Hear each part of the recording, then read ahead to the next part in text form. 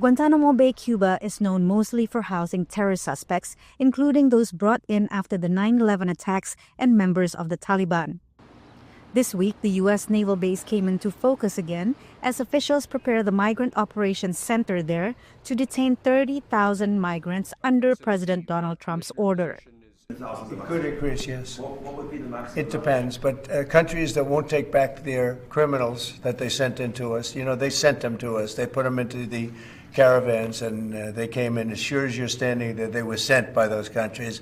Then they're going to be met very harshly with sanctions, etc. Right groups say it's legal under U.S. law to detain a migrant for a short period pending their removal. But if the country of origin is not willing to accept the person, indefinite detention is illegal. In Guantanamo, they say detainees have no recourse. It's essentially a black hole. I mean, you're sending people to a place where they will not have ability to contact lawyers.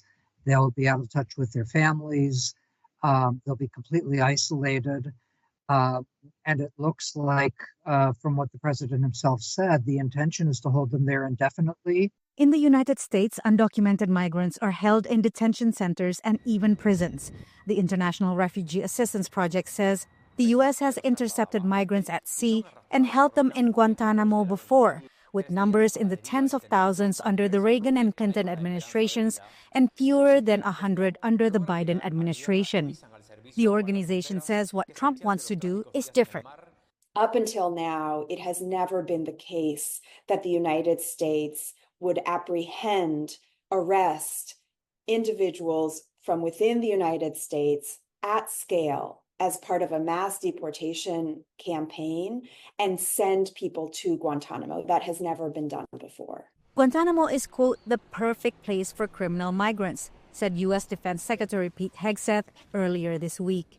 We're leading forward on supporting the president's directive to make sure that we have a location for violent criminal illegals as they are deported out of the country. Hegseth and other officials said undocumented migrants who did not commit crimes can also be brought to Guantanamo. Coast Guard, they encounter people in maritime, they can take them straight to Guantanamo Bay.